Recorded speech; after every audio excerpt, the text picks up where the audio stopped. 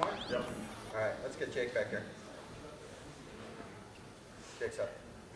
I just want to make sure you're laughing.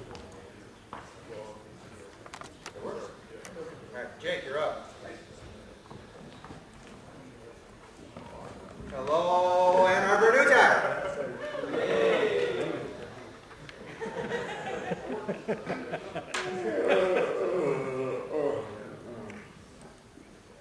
Hello, Ann Arbor, NewTech. That's all I can get. Welcome to the 241st annual Ann Arbor NewTech.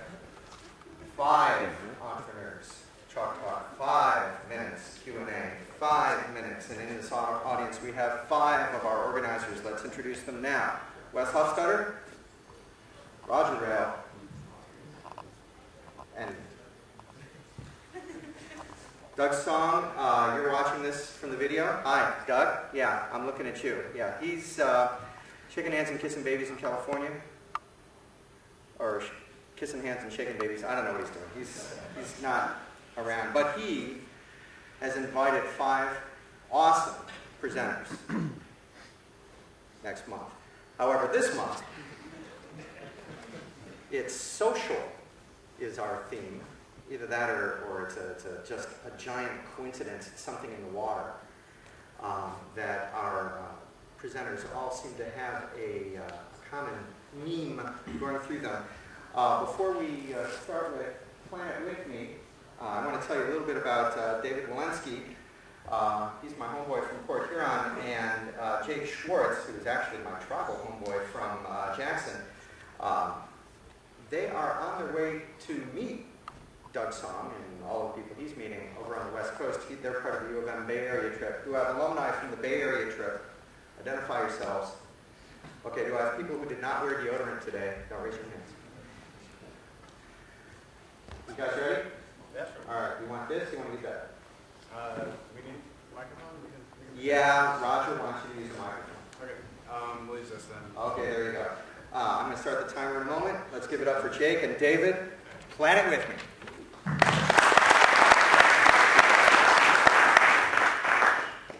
Hi everyone, I'm David Walensky, and I'm here today with Jake Schwartz, and we're here to present PlanItWithMe.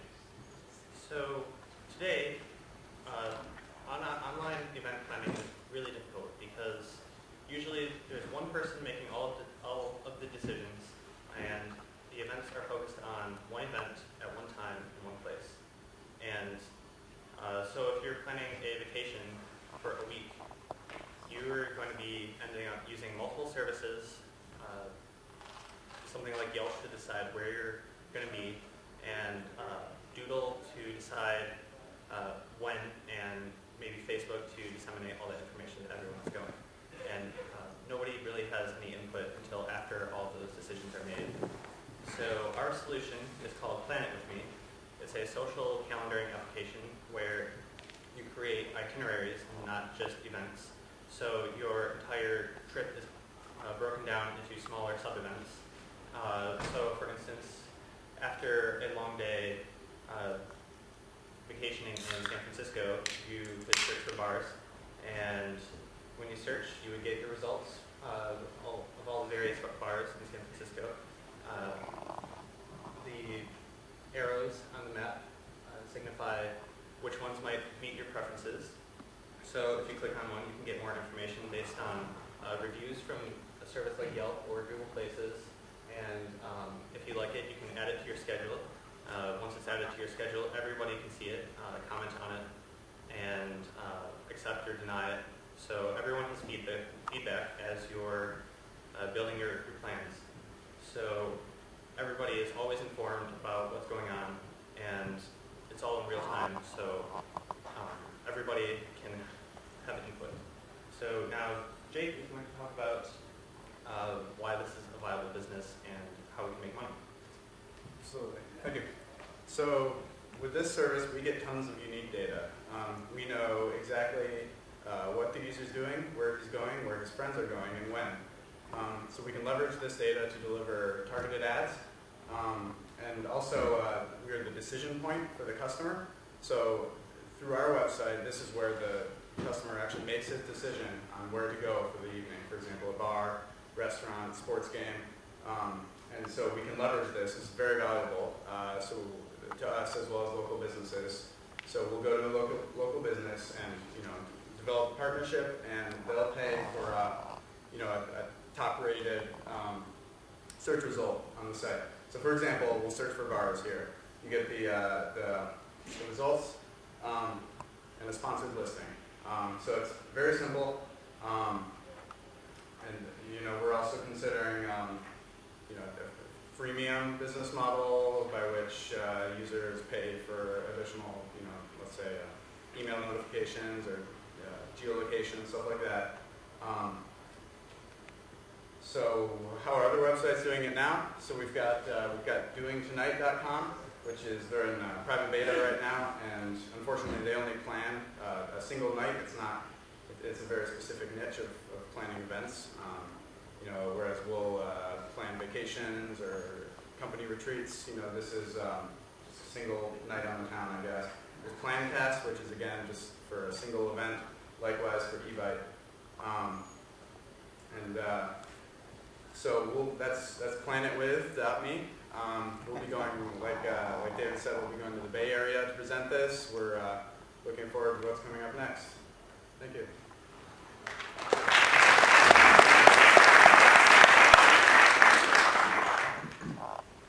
Questions?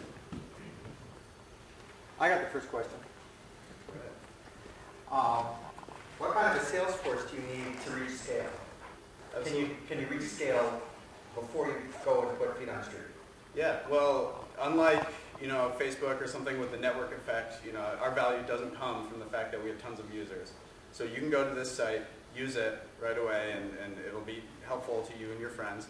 And we think with the nature of the site, with all the sharing opportunities and the fact that it's social from the start, we think that it's going to be pretty scalable. Other questions? Let the crickets chirp. Okay. Right here. You mentioned the boots on the street. I guess you would need quite a sales force. I think that's the question you were asking, to develop those local partnerships the way that Groupon has done. And they have tons of people that are out there selling constantly, and that's the kind of thing that I think you were asking about, right? How many people do you expect to need in that role? Yeah, thank you. Good question. So the partnerships we develop will be valuable for businesses. So we'll have some aspect of the site through which the business communicates with us and develops that partnership. So we won't actually actively be seeking out those partnerships. The idea is they will seek us, just because of the fact that we're the decision point. Like I said, we'll drive the customers to their location. Over here. I have a question. Do you plan to launch locally or in a region or nationally? Nationally. So we'll just unveil the technology, and hopefully businesses will use it. Up front? Okay. My question was, if the businesses are coming to you, how are they going to find out that you guys even exist to begin with? How are they going to know that you guys are doing this and that they should contact you to register? Absolutely, sure. So we're looking into marketing systems. We want to reach out initially, probably. We're planning that. The idea would be initially we may have to reach out to certain areas to get a start, but down the line we're not looking to have people selling in every city. We're looking for businesses to come to us saying, hey, we know users are using your site. We know that they're going to see our name on your site, so we want to partner with you. Up here and then down. My question was similar on how are you going to get market traction and make the site known into the public arena? Sure. Yeah. So you saw the we had the social network features up there. So that's kind of the idea. I don't want to use the word viral. I think it's overused these days. But if you're planning an event, you use it. Your 5 friends use this service to see the itinerary for the event or events. We think that just due to the nature of the service, it should spread pretty quickly. That's our hope, at least. What's your here? Like, what do you want from us? We're just getting the word out. We're working on our pitch. Like I said, we're going to be heading out west to deliver the same. All right, will somebody tell me what was the best part of this pitch? Right. Need to be a little edgier. Hold it up. Give me some line. Up here.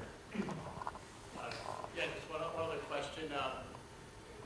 What's your plan for initially populating the site with information about thousands of businesses out there? Yep.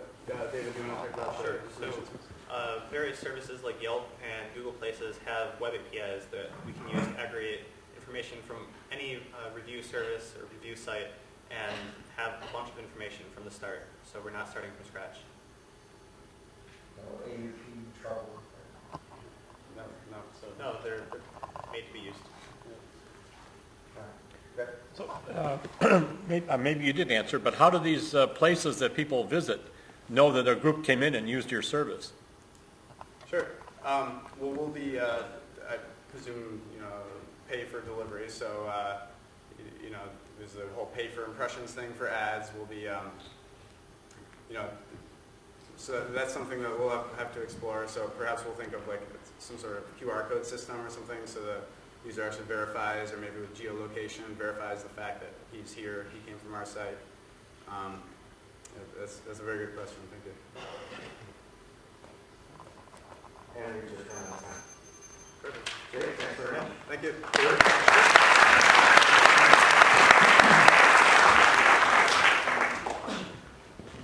120 people came. 54 of them had new business ideas. 10 of them started teams. One of them won U of M Startup Weekend. And then there's FoodCircles, which came in second, but only because the first place team was written for my 2 teenage daughters. I mean, that's like a whole market segment unto itself. So Hannah is joined here by the fellow with the idea, that's Jonathan Kumar, and let's see how I do this. Vinayak Manchanda. It's close enough. All right, that's close enough. They're going to tell us about social food deals. They came from U of M Startup Weekend. Let's give them a warm A2NewTech welcome, FoodCircles. Cool. Like you said, my name is Jonathan Kumar. I'm with Hannah, Vinayak, and Derek. I'm here to talk to you about social empowerment. So real quick, show of hands, how many of you guys eat out once per week? Okay. Now how many of you affected the price just by choosing to go out to eat? Right. So it seems to me that since we're the commodities for the restaurants, we're the scarce resource, restaurants should be more vested, more interested in the purchase decisions we make. Their place instead of their competitor down State Street. But on a night like tonight, where in Buffalo Wild Wings, the tables are sitting empty, and I walk up with a $10 bill and I ask them to provide me an incentive to eat there instead of Chipotle next door, they're going to laugh in my face, honestly. But when I bring my 9 friends with me, and they all have their $10 bills in their hands, that's a harder opportunity for the restaurant manager to pass up. That's what our business is predicated on. Matching groups of friends already looking out to eat to the restaurants that want them the most. So who are these restaurants? Well, it's simple. Just like a night like tonight, any restaurant with empty tables. Not having business sucks. And if you go outside, half of Ann Arbor restaurants don't have it right now. What are they doing to combat the solution? They're doing Groupons or coupons or Sunday advertisements. Promotions that are based indirectly and individually. What we do is we let them target, communicate, and acquire directly large chunks of traffic that are looking to spend money at that very moment. Who are some of these people? Well, it's a diverse crowd. You guys raise your hands. People like you, people like me. We have Jen. She's a college BBA here at Michigan. She's a junior going through that recruiting process. She's pretty busy. She doesn't have time to clip coupons or print Groupons. She doesn't know what she's doing for dinner when she's eating lunch. But she knows she needs to get dinner for her and her 6 friends because they have a marketing presentation to prepare for. So she uses our mobile application to purchase or to signal her purchase intent to Ann Arbor, that she's looking with her 6 friends to spend money on noodles. Restaurants have an interface that will allow them to see Jen and her friends and directly communicate an incentive for Jen and her friends to spend their $50 to $100 at their spot instead of anywhere else. So does this actually work? Is this of value to restaurants? Well, that's what we tried over the last couple months. We did a small prototype. We got about 15 restaurants in Ann Arbor to sign up for our service and use it. We collected beta participants, and then the weekend of January 22nd, we turned over $350 in revenue. That's not revenue for us. That's revenue for them, but we're working on it. So that's a little market traction. It's a little concept validation right there. So how does it work? Well, we believe it's next slide. It's kind of a triple win. It's a win for the diners because they're getting better value for something they were already doing.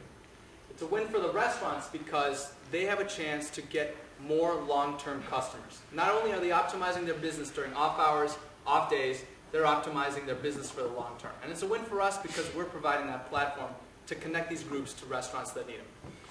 So, I think you're on. So how do we really make money out of this solution that we have here? Well, so there are two key participants here. One are the diners, and the other are the restaurants.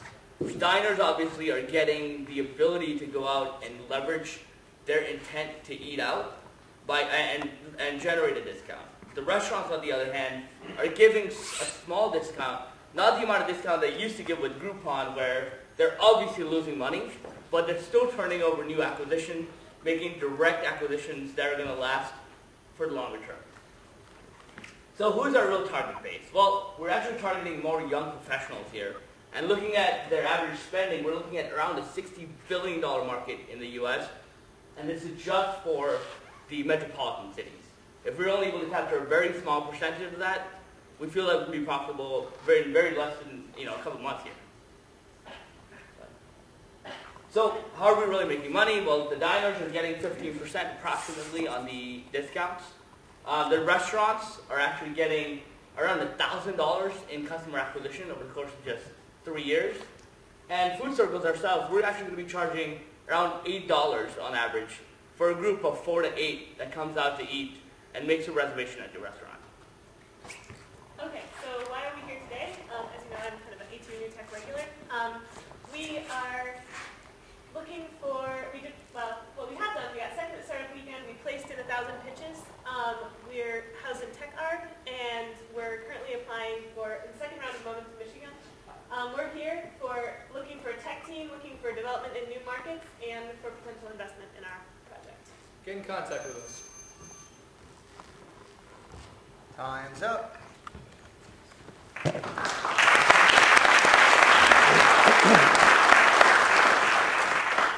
Questions for FoodCircles? I got one. Is it only mobile? Is it mobile? Is it web? Is it a widget on Facebook? Sure. So how do you go to market? Yeah, absolutely. We're developing a web interface that restaurants will use, and then we're using a web-mobile pair for users to connect to the restaurants. So they can use either, I guess. We're developing a mobile application as well as the web app for users. Got it. 2, 1, and 2. I'm curious about your beta tests. Do you know how many of the users, as it were, who did it, ate out at a time they wouldn't have normally eaten out and or went to a restaurant they wouldn't have normally gone to? Sure. Actually, we let the users kind of pick where they wanted to go. In terms of how we targeted the restaurants, we just went up to restaurants and said, hey, can we bring you traffic? Sure, what's the catch? We negotiated the deals, and we just offered it to users. I think of the 74 participants, about half of that actually took advantage of the program and went up to them. They got some value, free appetizers or discounted food, that sort of thing. Okay, but you didn't measure from their point of view if this was an unusual move for their part, or if they were just getting extra bonus or something they would have otherwise done. Right, exactly. We're actually looking to let I said, let users kind of get better value for their existing behavior. Well, we're going to be letting the restaurants manage their discount schedules, and based upon that, we're going to be letting the users decide where they want to go. Questions for staff now? Here, and then there. You're next. What was the consistent feedback from the restaurant owners? Good question. Yeah, they were happy to have the traffic. They were happy to provide the incentives, and about 80 to 85% of the restaurants we contacted created an incentive for us to use to bring them traffic just to try it out. So pretty positive feedback. We have to formalize our process. That's one of the challenges we face, is kind of contracting these relationships and making sure that they know what's coming, the customer knows what's going to happen. So we have to work on kind of formalizing those relationships. But overall, positive feedback so far. And in the face of competition like Groupon, where they're asking for like 50% plus commission, Right. I think restaurants are pretty happy to give us a much smaller discount. How are the restaurants notified? How they communicate? Is it just web-based? Sure. Or So anytime I have my 6 friends and I say I want noodles and I blast it out to Ann Arbor, I pick a restaurant that has offered me an incentive. I have an option to either display a coupon code or have FoodCircles administration make a reservation for me. So the reservation can happen in an automated or manual way. But either way, we get information of a food circle of 6 going to this restaurant, and the restaurant gets either a phone call or an email that they can check to verify this food circle, when they're coming, what the deal is, that sort of thing. 1, 2, 3. I was going to say, it's a good pitch. I have a question about your market positioning and strategy with regards to competition. There's items like Hill City out there doing things as well. Who do you see as your competition, and what is your advantage? Sure. Our competition, to start with, we're focusing on this on-demand deal generation. We're moving into some social aspects later down the road, but our immediate competition, like I mentioned, Groupon, Restaurant.com, each of those services has their flaws that we feel we overcome. So Groupon, you have to wait for the spa deals to go by, the shoe deals to go by that you're just not interested in. You have to modify your current behavior to fit whatever seems to be happening on that day. Restaurant.com, high discounts, but the problem is there's high stipulations. The amount of money you have to pay is usually 3 or 4 times the amount you actually save, and it's not good for alcohol. So that's a big disadvantage right there. So it's a lot more flexible. You all have matching t-shirts, I can't read it from here. I'm a spender, and I'm standing right in front of you. It's people you want to meet, things you want to eat. Discounts Things that can't beat. Things that rhyme with cheap. Come shake my hand. How many restaurants do you need to get before this scales as a business? Is it thousands? Scales It really depends on, it depends more on the users than the restaurants. The restaurants are happy to talk to us and have those deals because they want the traffic. So it's really easy to get the restaurants on board. It's the users that are more of the issue, building the user base. Can I get a round of applause for FoodCircles?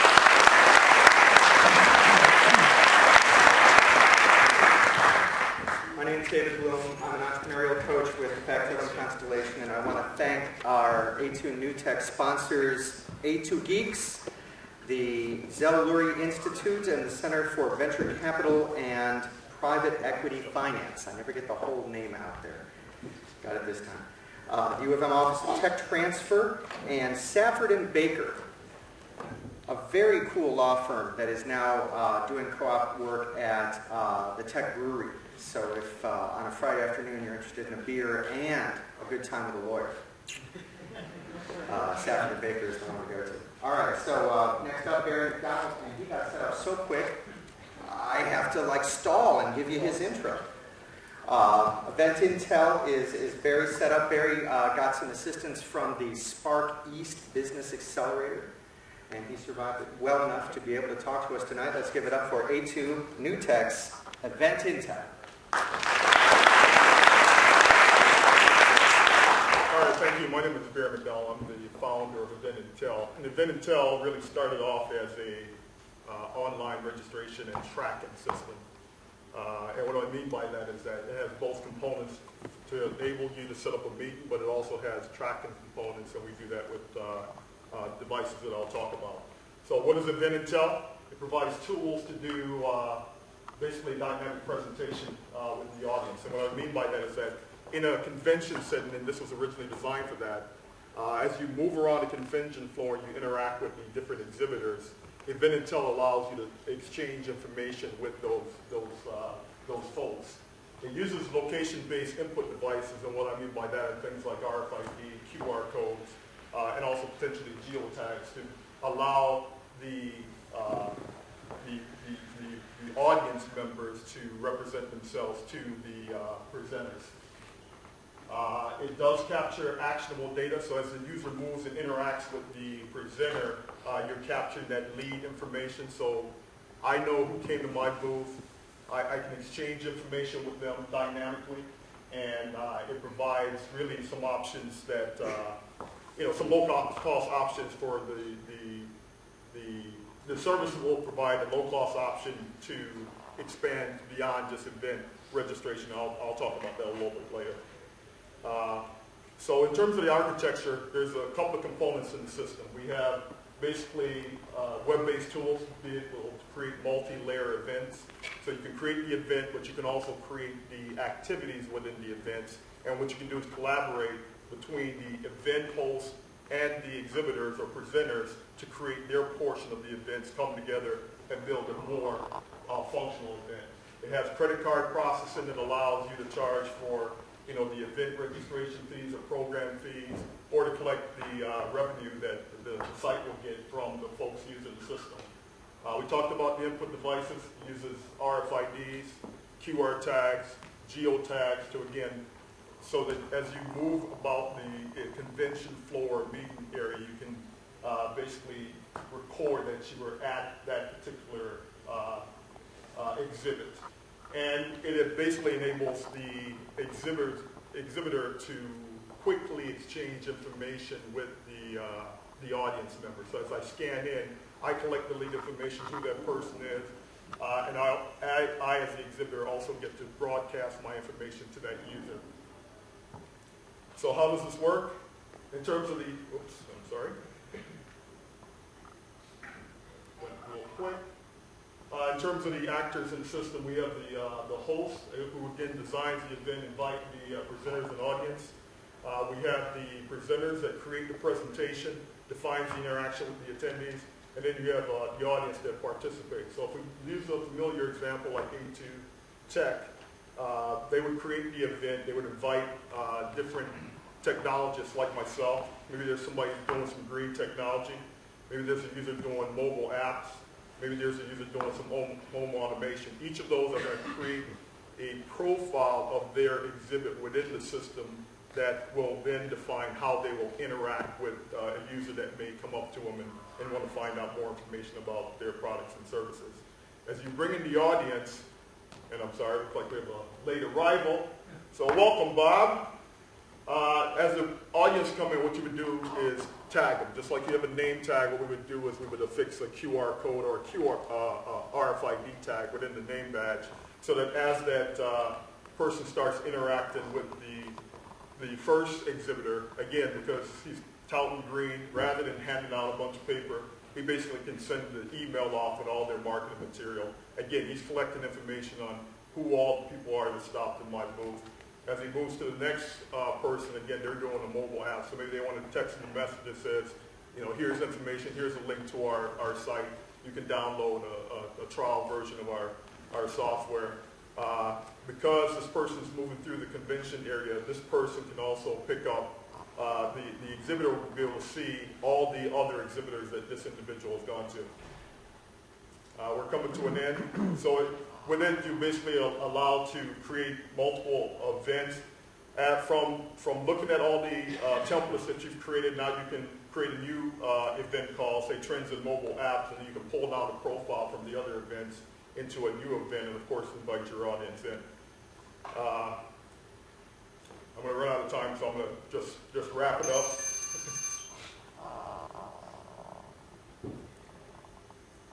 In terms of, I'll just jump to the ask because I know that's going to be a question. We are looking for technologists to improve the business platform. We need to develop some web apps, so iPhone, Droids, Android web developers. We are looking for some business and marketing analysts to help us develop the strategies to mine and take advantage of the data that we'll collect. Business leaders to develop some growth and sales plan to grow the business. And of course, some investors to help us fund the development and the stabilization of the infrastructure. And customers. Yeah, we need those too. Again, take it back. What's the name of the event intel competitor that presented in That was too long ago. Yeah, that was too long ago. Yeah, she's already failed. You totally All right, right here. Who's your competition? I mean, there are quite a few sites out there. I mean, one of the popular one is Eventbrite, but what we do that's different than someone like an Eventbrite is that beyond just setting up the event is the tracking component that I talked about. So once you get active into the event, it's the ability to be able to track the users throughout the convention space and come back with actionable data that you can then take to plan future events or, you know, analyze who all came by your particular exhibit, go after those set of customers. Now, Barry, are you selling that kind of walkabout data? You know where these people are going with the show. Well, that's the intent. The ask where we say we need to figure out, get some smarter people in to figure out, okay, we're going to collect all this data. How do we then analyze it, both to resell it to the exhibitors, or figure out how else we can use it to leverage and improve our products and services. Kyle, and then Barry. I was wondering, what would be your minimum viable product? Like, which one or two features would be the most useful to an event organizer that is either not out there already or would just like prove that this is like superior to anything else out there? Yeah, I think you know, there are a lot of sites out there that do the event planning, the front end piece. So I mean, not viable as just a front end piece. We really need to pick up the back end, which is again the track end, which gives us a unique feature over most of the other online services. Have you, I can see the appeal of the information to the exhibitors or the sponsors. Have you caught any feedback from people with regard to attendees and their feelings about being tracked or surveilled while they're at an event? Yeah, and of course there's that generational thing, right? I mean, the older folks are worried about Big Brother. The younger people give everything out on Facebook. Sorry. So yeah, you do run into different levels of anxiety about how much data. I mean, we built in some privacy feature that allow you to kind of select down what you're willing to share with the exhibitor as one way to control it. And of course, ultimately, because it's a passive system, you have to actively scan in. So if I choose not to interact with an exhibitor, I can not scan in there. Sure. You compare yourself to Eventbrite, so I'm assuming you're a website that offers more solutions than that with Eventbrite. Yeah. So your solutions require hardware of some sort to actually successfully track this data. Right. How does the user actually get this hardware? Are you selling it? Do you own the IP? Yeah. What is your advantage there? Here's essentially with event intel, especially using QR codes. Basically, a smartphone with a QR reader or a webcam allows you to basically scan in users. We've also built in some features that allow the users to participate in it. When we designed the system, we really were thinking about the event host, the event planner, and the audience themselves, making sure that the system had something for each. So there is a benefit for the audience in that they can, as a participant in an event, they can actually go in and select which exhibitors they want to, say, scope out before they go to the event. If there's an agenda with a schedule, they can actually create a sub-schedule off of that so they can plan their time. And then, like I said, they can also go back online, and after they scan in, they can go back and review all the people we've gone to, and they all have all their material electronically rather than lugging around a suitcase full of marketing materials. Okay, so if I can follow up, so right now, for instance, if I'm at CES, I get a card, I get a CES schedule, I'm able to schedule everything ahead of time, choose what stuff I like, they send me emails on it, emails are great, I still get them. But when I go in there, I talk to vendors, I'm actively giving them a card saying, I want more information about your system. So there's a system already where I'm exchanging with each exhibitor, and I'm tracking my schedule online. I'm sure that card is trackable with the data that is on the calendar. So how does your system differ from that? Yeah, again, it's just the speed of the exchange. I mean, rather than the business card, I mean, it just basically gives the scans faster. Right, scans faster. One card, you go to multiple vendors, exchange information quickly.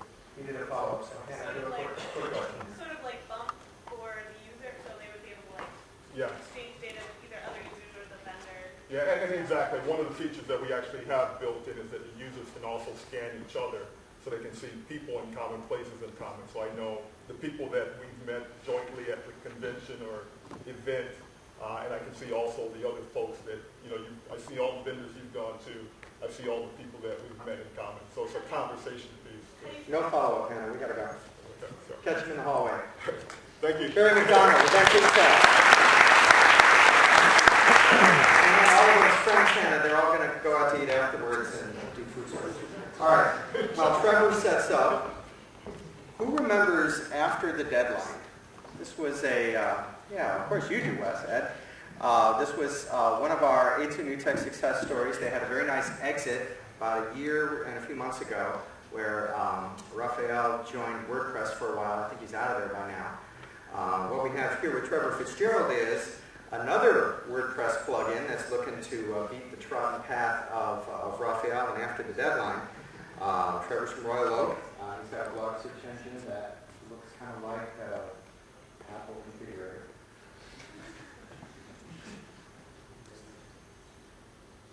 Oh, I love this app. Cool. Oh, okay. Now we're getting started. Trevor Fitzgerald, PressTags.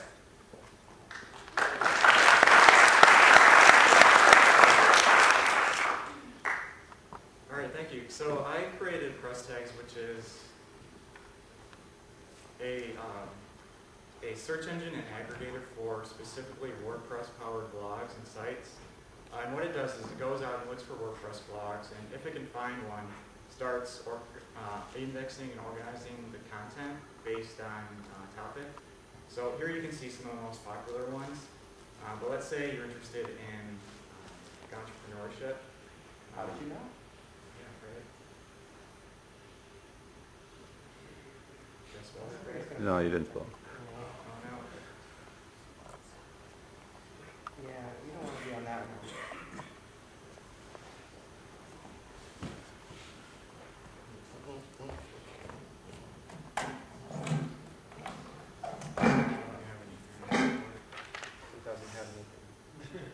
Okay, we're back. All right. Click Okay. that little green circle up in the top. All right, so here we go. Entrepreneurship. So what it does is it shows you some recent posts from around the blogosphere that have been tagged with entrepreneurship. You can also see like recent activities, so you can see over time how popular this topic is that people are writing about. It also automatically suggests some related topics, so you can discover some new categories that you might be interested in, might be relevant to you. So that's the website, but I think where it gets really cool is that I created a WordPress plugin for it too. So here I created like a food blog, so I usually talk about maybe recipes or cooking or something like that. If we go to the dashboard, if we were to create a new blog post, it adds a little widget here. And this is a news feed that it automatically figures out what I usually write about. In this case, it's cooking and recipes and baking, things like that. So it sends a request to PressTags, finds out what other people who talk about that same stuff are writing about, and displays them here. So I can see what's trending in my industry. So it might maybe give me some ideas of things I can write about, like if I have an iPhone blog, maybe there's a big news release, things like that. You can also easily reblog an article too, so it just gives a little excerpt and you can link back to the original article. So it really encourages sharing between bloggers and can help build a better community there. I want to go over real quick too some of the things I've learned maybe so far along the way. So I started out by feeding it a list of my bookmarks. These are sites that I frequent, or maybe sites that I knew had good quality original content. And of those, about 225 of them turned out to be WordPress sites, so those automatically got added to the index. From there, we find out what sites those 225 linked to, and of those, another 1,000 or so were WordPress sites, so it's just growing a little bit from there. So from those 1,000, we found what those linked to. We found 2,300, repeat again, and now we're at 4,500 today. So I intentionally slowed it down here a little bit toward the end. I'll talk about that in a second. But now there are almost 25,000 blog posts indexed and organized by category there. Some of the challenges so far, there's a lot of data, and that's kind of why I slowed it down, because I'm still trying to figure out the best way to manage that. I've already made some improvements lately, so I'm going to ramp the crawling back up here soon. Right now I have to fetch all the blog posts, so I'm like checking repeatedly to see if a blog has some new posts and then adding them to the index. But I'd like to, with the plugin, what they do is they push their blog posts to me instead of me pulling it from them, so I don't have to crawl as much, which is nice. Non-English sites, so when it was crawling it found like French, Spanish, Italian sites. And I didn't really want those in there now. I'm saving them for later, but I don't want to display them on the site, especially when I'm just starting. So I found an API that you can feed blog post in and it figures out what language it is and saves it there. So this thing was for now. Quality of results is really important. So just like Google, Yahoo, and Bing, I'm trying to figure out the best way to present the content to the reader. Right now it's just sorting by reverse chronological order. So I'd like to maybe rank them by how many people reblog or things like that, so how popular the post is. So thanks. If you have a WordPress blog, you can use this invite code and get priority access and check it out. Awesome.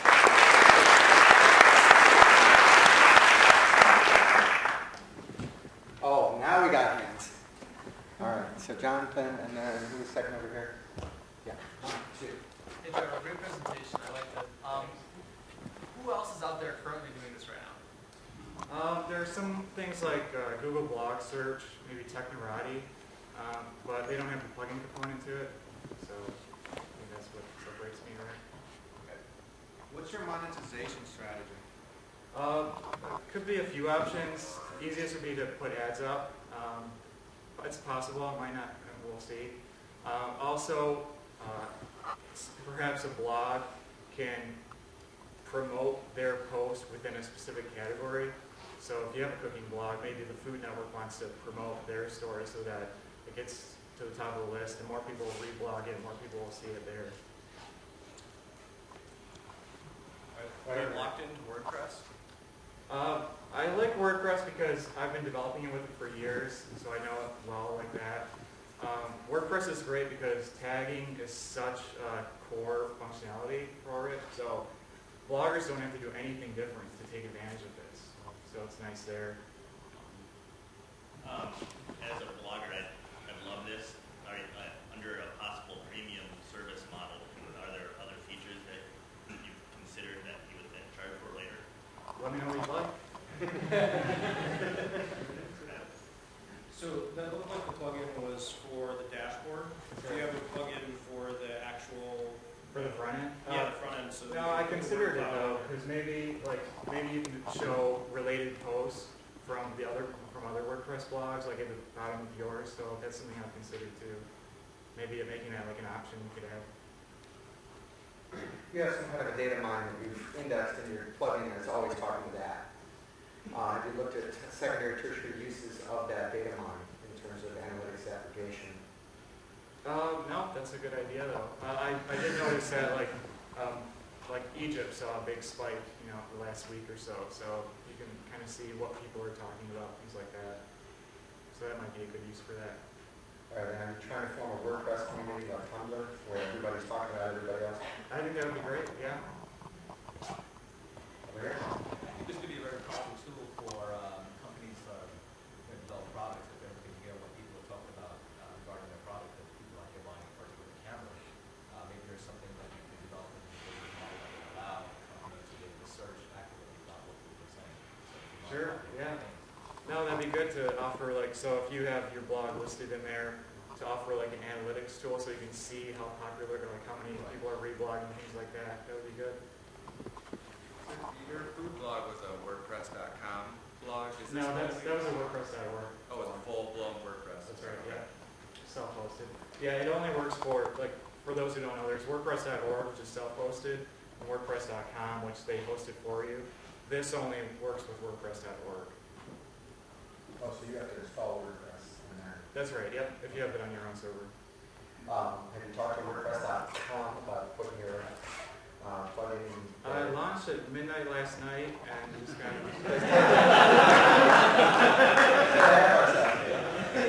He'll be exited by next week, yeah. So I'll ask the same question. What are you looking for here?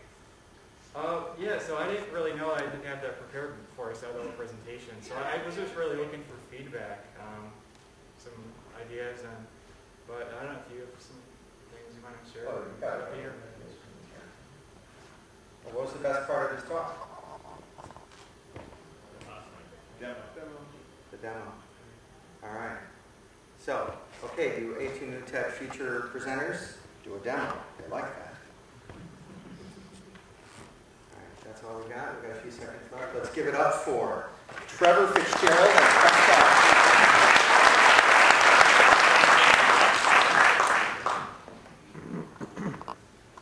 All right, while Kyle gets set up, I want to say something about Kyle. Anybody here doesn't know Kyle? No, I didn't think so. Kyle this is your third time up, Kyle. I know, impressive, right? It is impressive. How did the first two do? So SiteFog is no longer running, basically. Did you learn a lot? Did you have fun? Yeah, it was awesome while it lasted. Living the dream. Yeah. Yeah. What was the other one I presented? Twilk? Twilk, yeah. Twilk is, so news about Twilk. Twilk is still running. It almost has now 200,000 users. I have a paid, those are free users. I also have a paid version of the product now that's making money, which is awesome. So it's kind of sitting there making money. Well, Kyle is the man who needs no introduction. He's got this is his third time at A2NewTech, and he had a couple startups that he didn't bring to A2NewTech, so this guy's busy. What are we talking about today? Co-found.org.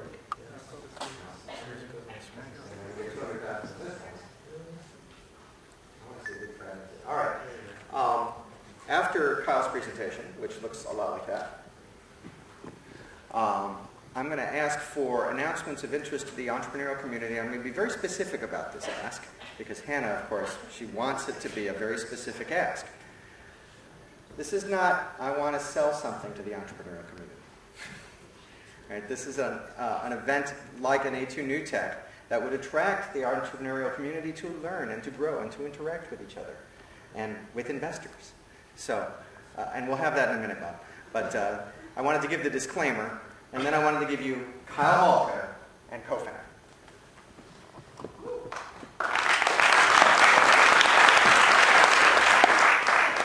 Oh, man. Looks just like mine. What? So excited. Okay, there it is. All right, so I want to give a disclaimer. Co-found.org is not necessarily a startup, but it is relevant to almost everyone in this room, which is why I'm presenting here. So Co-found.org was a project we worked on at Startup Weekend U of M, which was like, 3 weeks ago. It's basically sort of like a dating site for co-founders. So we want to match up co-founders to start a company. So I'm going to start with the story of Sachin. Sachin's my friend. He has a great idea. He's a business person. He has some skills. But he needs a technical partner in order to get funding and build a prototype. But he wants to make the right match. And we think the current methods are not effective for this. So what we do, we match up co-founders. So in an example of Sachin, he would do a search on the site based on his location, the skills he's looking for, interests. Then he would review the profiles of people he found, based their experience, recommendations from LinkedIn, and then he would contact them via our built-in messaging service and then meet in person. So how we're better than LinkedIn, or I guess should be different. We're focused on specifically for co-founders. So we're going to have specialized features that are specific to finding a co-founder. We're going to list skills you have and skills you need and match on both of those. We're also going to do a personality match. So as far as making money, if we want to go that route, these would be some potential advertisers, basically startup service providers. So we're going to switch to a demo. Yeah, so this is the site, co-founded.org. You can try it today. Green circle and sausage inside. Does that really work? Yeah. Oh, amazing. Nobody believes me. So Sachin is looking for somebody with programming skills. He finds some people on the site. He clicks on Adam. Adam reads the profile, see if he's interested. Then he can contact them via the send message. So once he sends a message, it shows up in Adam's inbox. Within the first 24 hours of launching this, I already got 2 people looking for programmers, which is awesome. And then you can actually post up a pitch. So like this person has a better social media site. If you click on this, you can contact them about that, ask them a question, or post your own pitch over here on the right. That's kind of a demo. And then just kind of a future version of the site of a mock-up. There we go. So you have the percentage match. This is you over here and which skills you match for, message, more information, experience, and then we're going to pull recommendations from LinkedIn there. Minute 46. How you can help us, you can sign up, it's free. You can give us feedback on the site, tell your friends, or you can join our team to help us out with spreading the word and developing new features for this. So the team that worked on this from Startup Weekend, right here, at the bottom. Any of those people here? Yes, Doug's here. Who else is here? Is that Adam? Yep. That's Adam. Yep. And questions? Wow, that was quick.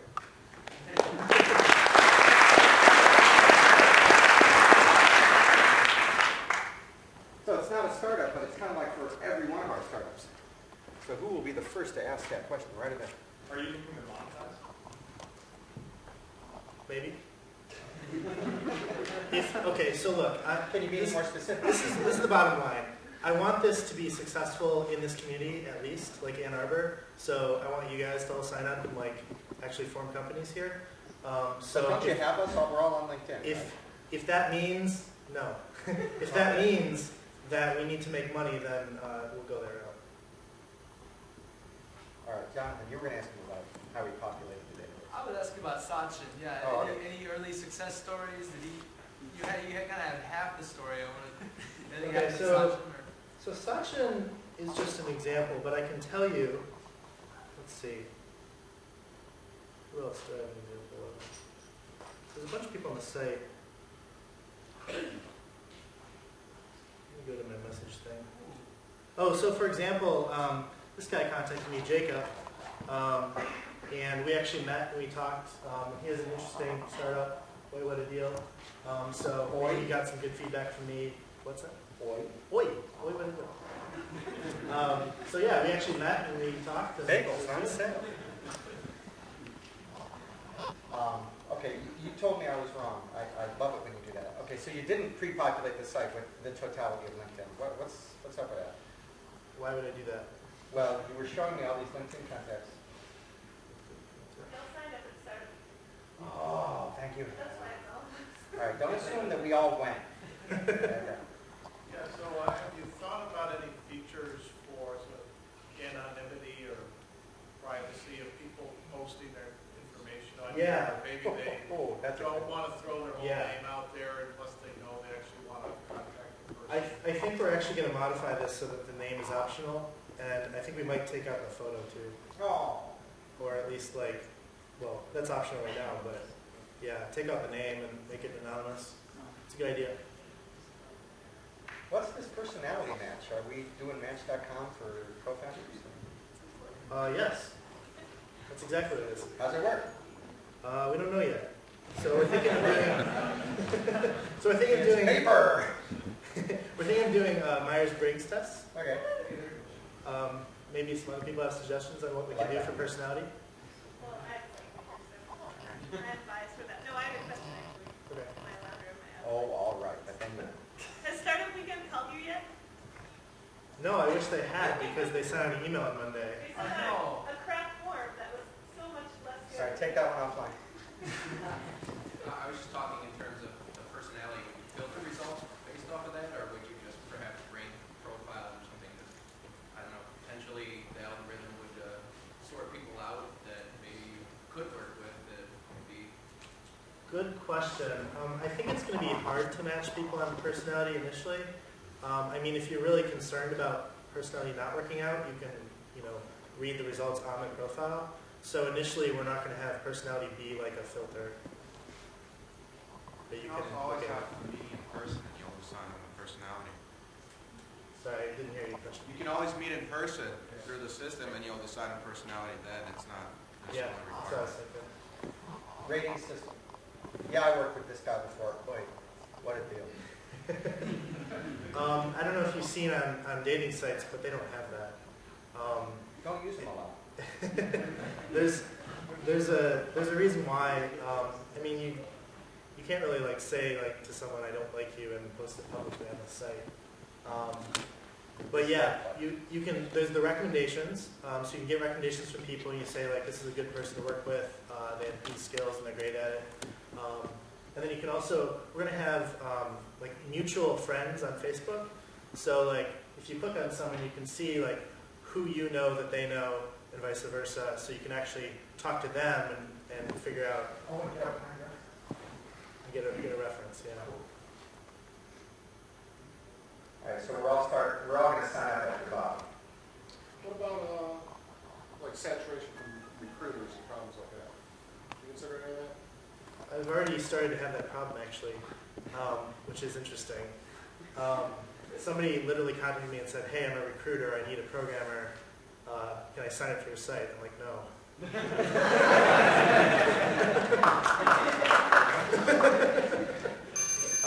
Yeah, it's going to be a problem. Saying if you're selling to entrepreneurs, don't make an announcement. Well, if you're looking for a co-founder, yes. Yeah. So we may have to go in there and actively take down profiles of people that are not looking for a co-founder. Let them sign up, but then silently don't show them in results, don't deliver their messages, and then they'll just be like, "Oh, this site doesn't work," and move on. Okay, do not get Jason Payne. Google it later. All right, thank you very much. We've had 5.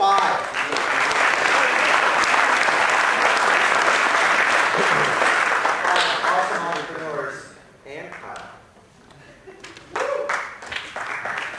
And now I want to open up the floor to you to announce events and opportunities of interest to the entrepreneurial community, beginning with, who needs a co-founder?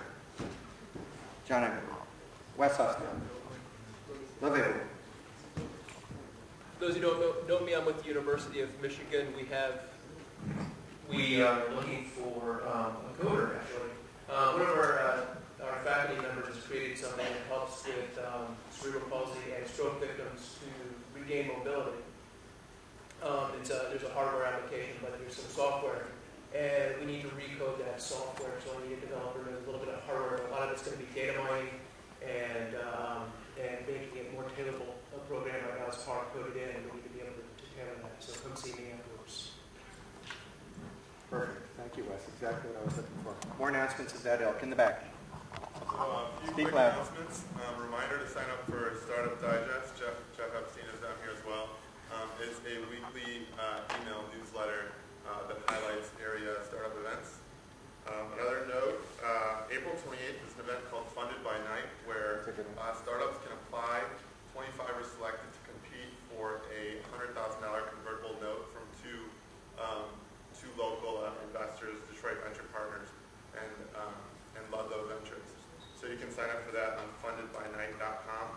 Lastly, for those of you that might be attending South by Southwest in Austin, we'll be getting together just to meet one another. So there's some familiar faces there. That'll be next Tuesday on the 22nd at Centaur in Detroit. But you can find me after, and Jeff Epstein is here as well. If you want to raise your hand, we can answer any questions you got. All right. The Knights of the Marketing Roundtable meet the second Tuesday of the month. That's the Tuesday before the third Tuesday that is the A2NewTech Tuesday. And next month, Jim Hume, a knight of great distinction, is going to do a program called Think Big, Start Small. marketing techniques that small companies rarely use, but could get a big boost from, and that you could actually afford. So check that out. It's on the Spark calendar, or go to knightsofmarketing.something. Wes. I forgot one tidbit of information important. I actually have some funding to pay for someone to do that, so. Okay, you are just going to get buried now. Second Tuesday every month, same night as Nights of Marketing. GoTech at the A2NewTech shop is the geek show and tell, 5-minute presentations, best geek show and tell on the planet. Usually get 50 to 70 people. Anybody likes to make anything. What time? 7 p.m. So you could actually go to Marketing Roundtable and then go to GoTech. Right. And I know just the startup to plan my evening. More announcements in the back. Dennis? So, Levelu. all right, the first Sunday every month, we're going to start doing the Complex Systems Reading Group, and the second Sunday is going to be Future Engineering. So that's Sundays at 4 p.m. The first 2 meetings will be at Tea House, which will create a mailing list and see if people want to come to these. It's a bit more abstract than startups, but it is good intellectual learning and whatnot. Sorry, gotta read. All right. That's it. Oh, okay, Steve, bring it. All right. My office is over at the Tech Brewery, or AKA the Northern Brewery, which is over by Broadway in Plymouth. And every Friday at 4:30, we have an event called Beer 30, where we just kind of stop working and start drinking. And the fourth Friday of every month, we have what we call creatively Fourth Friday Beer 30. And everyone's invited to come out and join. Usually we try to get some company to sponsor it, which means they provide the beer. Stafford and Baker has been known to buy the beer. Yes. And so, yeah, so Fourth Friday, which I think is, it's a week from Friday, is that right? I think it's a This week being from the this third Friday. So Tuesday. next Friday, When we're it's Fourth launched. Friday, so come to the brewery and drink beer at 4:30. Beer at 4:30. Beer. All right. Back here. You guys got to stand up faster. We're just having long pauses between announcements. Live it. I think there's going to be a run after this to Sabor Latino $10 tacos. Oh, yeah. Yeah, right. Once again, louder for us hard of hearing people. Taco Tuesday, tonight, after this, Sabor Latino. Sabor Latino is the after party. Taco Tuesday. We stand adjourned. See you at Sabor Latino. Thank you. See you next month.